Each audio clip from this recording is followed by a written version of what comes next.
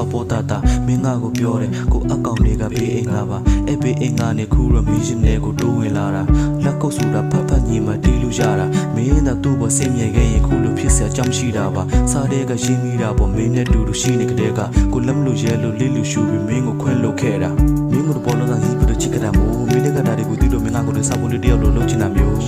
မင်းဝက်လေလေးမတဲ့မင်းတို့ဆူတောင်းမိရဲ့ဘေးမင်းတို့ရှင်မောလာတဲ့နောက်လူစီကတံပြချစ်တွေမြင်မြခဲ့မိုးကနေကလေးတို့ဘာကြောင့်ဝေးတို့ဘာကြောင့်ဆွေ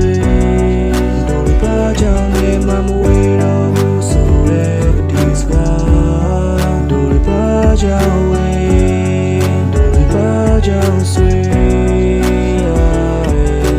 မင်းကိုမချစ်တဲ့လူတော်မောင်မီ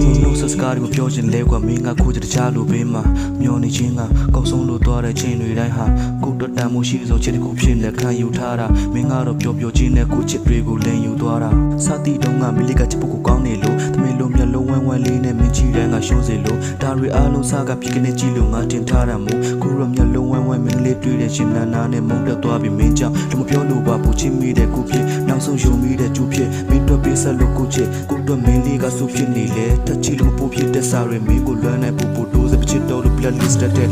နေတဲ့ချစ်ဖြစ်ခဲ့တဲ့ conversation ဟာဒုညပြန်တဲ့ချစ်တဲ့ကြောင်းပေါက်တင်နေကြောက်ကြွခြင်းကခုလိုဝိုင်းလောင်းနေပါကြောင်းပြောနေကြတဲ့မင်းတင်ကောင်းမင်းလေးမောက်လို့ရှိမှစင်ပြနေတဲ့ကိုစီမာတဲ့ကိုပြောနေကြောင်း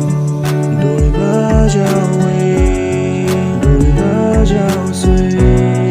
ဒိုဘာကြောင့်နေမမဝေးတော့ဘူးဆိုရဲဒီစကားဒိုဘာကြောင့်ဝေးဒိုဘာကြောင့်ဆွေ